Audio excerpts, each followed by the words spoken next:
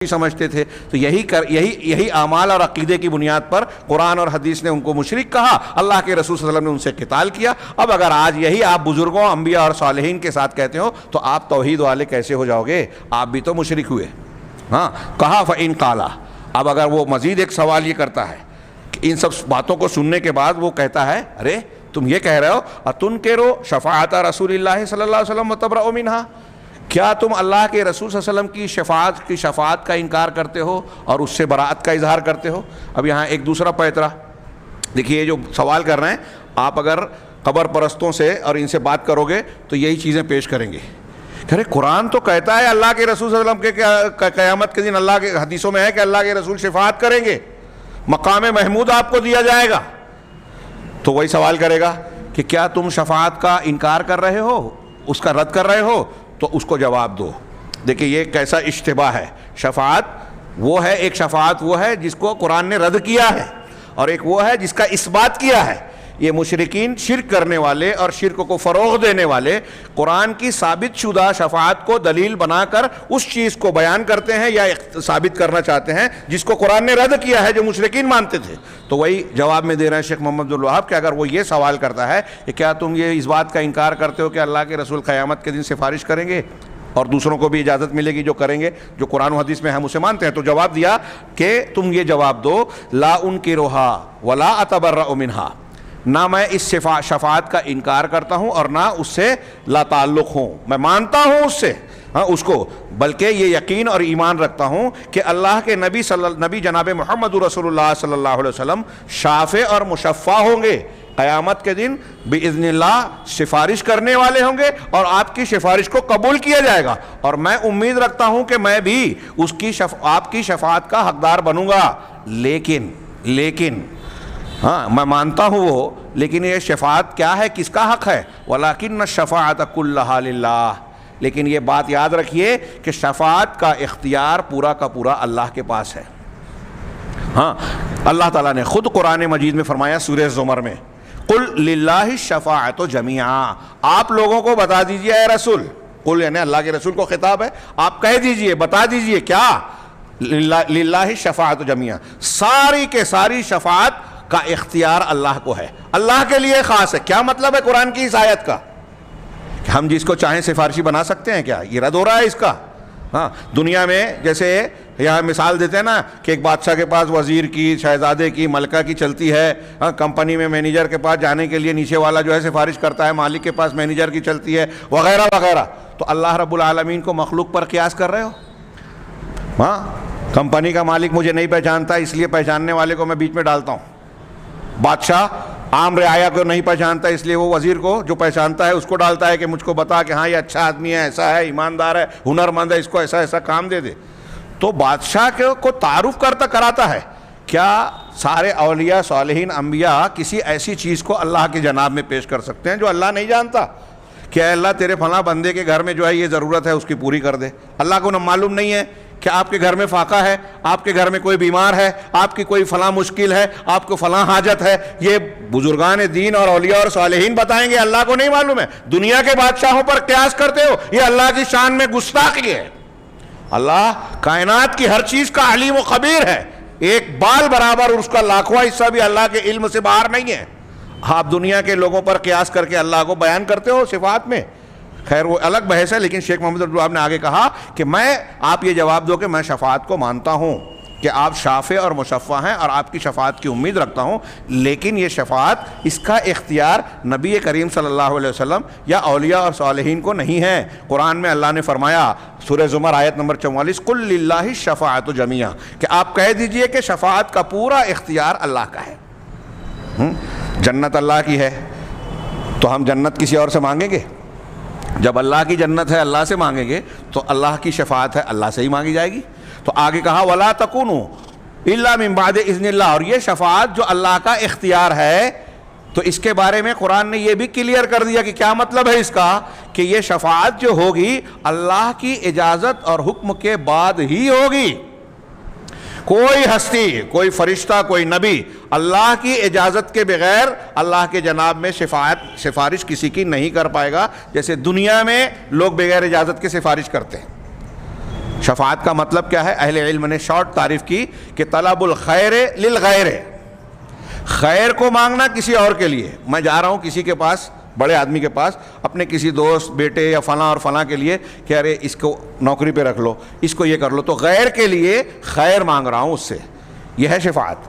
تو اللہ رب العالمین کے یہاں جو شفاعت ہوگی وہ اللہ کی اجازت کے بغیر نہیں ہوگی. اللہ کی عظمت کا یہ حال ہے. اللہ تعالیٰ نے خود قرآن میں فرمایا من ذا الذی یشفع عندہ الا باذنہ، کون ہے جو اللہ کے پاس اللہ کی اجازت کے بغیر سفارش کر سکے؟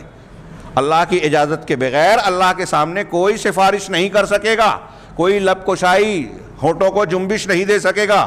اور پھر یہ بھی آگے، یہ سورہ بقرہ کی آیت ہے، اس معنی کی اور بھی دسیوں آیتیں ہیں. یہاں انہوں نے آگے 2-3 آیتوں کا ذکر کیا الگ الگ پیرائے میں. اور پھر دوسری بات، ایک تو یہ کہ سفارش کرنے والا کوئی بھی ہوگا وہ اللہ کی اجازت کے بغیر سفارش نہیں کرے گا. نمبر 1 جو شفاعت ثابتہ ہے قرآن و حدیث میں، اس کی یہ 2 شرطیں دماغ میں رکھیے گا تو دھوکہ نہیں کھائیں گے. جو مشرکین، قبر پرست، شرک کرنے والے دھوکہ دیتے ہیں، شفاعت کا غلط معنی بیان کرتے ہیں، وہ صاف ہو جائے گا.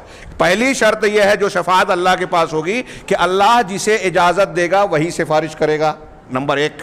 دوسرا کہ وَلَا يَشْفَعُ فِي أَحَدٍ إِلَّا مِن بَعْدِ أَن يَأْذَنَ اللَّهُ فِيهِ، اللہ کے پاس جن کو اجازت دی جائے گی کہ تم سفارش کرو تو وہ سفارش نہیں کریں گے مگر اس کے بعد کہ جس کے بارے میں شفاعت کی اجازت ملے. یعنی اللہ تعالیٰ جن کو کہے گا کہ تم سفارش کرو تو یہ بھی فکس اور متعین کر دے گا کہ فلاں کے لیے سفارش کرو. سب کے لیے وہ نہیں کر سکیں گے، اچھی طرح دماغ میں رکھیے. سب کے لیے سفارش نہیں کر سکیں گے. جن کو اجازت ملے گی وہ، جن کو اجازت ملے گی وہ کریں گے، اور جن کے لیے اللہ چاہے گا، حکم دے گا، راضی ہوگا، ان کے لیے کہیں گے. یہ بھی اپنی طرف سے نہیں کہا، قرآن کی آیت ہے، سورہ انبیاء کی آیت نمبر 28 میں اللہ نے فرمایا وَلَا يَشْفَعُونَ إِلَّا لِمَنِ ارْتَضَىٰ، کہ وہ لوگ سفارش نہیں کریں گے مگر صرف اس کے لیے جس سے اللہ راضی ہوگا. وَكَم مِّن مَلَكٍ، سورہ نجم میں اللہ نے فرمایا وَكَم مِّن مَلَكٍ فِي السَّمَاوَاتِ لَا تُغْنِي شَفَاعَتُهُمْ لَا تُغْنِي شَفَاعَتُهُمْ شَيْئًا إِلَّا مِن بَعْدِ أَن يَأْذَنَ اللَّهُ لِمَن يَشَاءُ وَيَرْضَىٰ. آسمانوں میں کتنے فرشتے ہیں جن کی سفارش کوئی فائدہ نہیں دیتی مگر اس کے بعد کہ اللہ اجازت دے جس کے لیے اللہ چاہے اور پسند کرے. جس کے لیے اللہ چاہے گا اور پسند کرے گا اسی کو سفارش کام آئے گی. یہ آگے دوسری بات پیش کی. پہلی بات کہ اجازت ملے گی تب سفارش کریں گے. نبی کریم صلی اللہ علیہ وسلم کو جو مقام محمود ملے گا وہ پوری لمبی حدیث کہ لوگ جو ہے آدم علیہ السلام کے پاس جائیں گے، وہ معذرت کریں گے، نوح علیہ السلام کے پاس جائیں گے، پھر حضرت ابراہیم، پھر حضرت موسیٰ، پھر حضرت عیسیٰ، آخر میں جناب محمد رسول اللہ صلی اللہ علیہ وسلم کے پاس آئیں گے. سب معذرت کر کے جو تفصیلی روایت ہے آپ بہت بار سن چکے ہیں. جب نبی کریم صلی اللہ علیہ وسلم کے پاس آئیں گے تو کہیں کہ میں اس کے لیے ہوں. آپ کے پاس جانے کے بعد جب آپ جائیں گے تو کیا براہ راست فوراً آپ سفارش کریں گے اللہ تعالیٰ سے؟ پڑھیے حدیثوں کو. آپ مقام محمود پر عرش کے نیچے جو ہوا وہاں جا کر سجدہ ریز ہوں گے اور اللہ کی حمد و ثنا بیان کریں گے. اللہ کے نبی صلی اللہ علیہ وسلم نے فرمایا کہ ایسی حمد و ثنا جو آج میں بیان نہیں کر سکتا اس وقت اللہ الہام کرے گا. یعنی آج نہیں معلوم ہے، اس وقت بتائے گا اللہ. یہ بھی نہیں جانتے، عالم الغیب کہنے والے غور کریں. ہاں، تو اس کے بعد اللہ تعالیٰ کی جانب سے کہے گا کہ اے محمد ارفع راسک، اپنا سر اٹھائیے، سل تعطا اشفع تشفع، مانگیے آپ کو دیا جائے گا، سفارش کیجیے آپ کی سفارش قبول کی جائے گی. یہ اجازت ملے گی تب کریں گے. اور بعض حدیثوں میں یہ جملہ بھی ہے، بخاری مسلم اور دوسری حدیث کی کتابوں میں، وہ کہ میرے لیے اللہ کی جانب سے اللہ تبارک تعالیٰ حد متعین کر دے گا، جتنی حد متعین کی گئی ہے اسی حد میں سفارش کریں گے. ایسا کیوں ہے؟ جب اللہ تعالیٰ ہی معاف کرنے والا ہے. ہاں، ایک آدمی کو معاف کرنا چاہتا ہے تو اسے کہہ رہا ہے کہ آپ سفارش کرو اس کے لیے. کیوں ایسا کر رہا ہے اللہ تعالیٰ؟ ڈائریکٹ کیوں نہیں معاف کیا؟ تو اس کی حکمت علماء نے لکھی کہ یہ اللہ رب العالمین اپنے مقرب اور اونچے درجے والے مقرب بندوں کے اعزاز و اکرام کے طور پر کرے گا. معاف کرنے والا، شفاعت کو قبول کرنے والا، اجازت دینے والا، سب کچھ وہی ہے. تفضل اور فضل وہی کر رہا ہے، لیکن اس سے کہے گا کہ تم بولو اور اس کے بارے میں بولو. اجازت جس کو دے رہا ہے اس کی بھی تعین اللہ کرے گا، جس کے لیے کی جا رہی ہے اس کی بھی تعین. اور پھر آگے شیخ نے ایک اور بات کہی کہ وَهُوَ لَا يَرْضَىٰ إِلَّا التَّوْحِيدَ، کہ اللہ تبارک و تعالیٰ توحید کے علاوہ کسی چیز سے راضی نہیں ہوگا. شفاعت کریں گے تو کس کے لیے کریں گے؟ کس کے لیے اجازت ملے گی؟ توحید والے کو ملے گی، کیونکہ اللہ تعالیٰ نے قرآن میں فرمایا ہے وَمَن يَبْتَغِ غَيْرَ الْإِسْلَامِ دِينًا فَلَن يُقْبَلَ مِنْهُ، جو اسلام کے علاوہ کسی اور دین کو اختیار کرے گا، چاہے گا، یبتغ چاہے گا، ہاں، اللہ رب العالمین کے یہاں ہرگز قبول نہیں کیا جائے گا۔ اب جو شرک اکبر پر مرا ہے وہ مسلمان ہے ہی نہیں، لہذا اس کو سفارش ملے گی ہی نہیں، وہ اسلام پر ہے ہی نہیں۔ اچھی طرح دماغ میں گھسائیں یہ بات، سمجھیں دین کا اس سے اہم کوئی، دنیا ہماری زندگی کا اس سے اہم کوئی مسئلہ ہے ہی نہیں، اس کو سرسری مت دیکھیے۔ ہاں، جو لوگ اس سے منہ پھیرتے ہیں وہ اپنے آپ کو نقصان کی طرف لے جا رہے ہیں۔ ہاں، اللہ انہیں سمجھ اور ہدایت دے اور ہمیں بھی۔ ہاں، تو اللہ تبارک و تعالیٰ کہہ رہا ہے وَمَن يَبْتَغِ غَيْرَ الْإِسْلَامِ دِينًا فَلَن يُقْبَلَ مِنْهُ۔ اللہ تعالیٰ نے مشرکین کے بارے میں کہا وَمَا هُمْ بِخَارِجِينَ مِنَ النَّارِ، کہ وہ جہنم سے نکلنے والے نہیں ہوں گے۔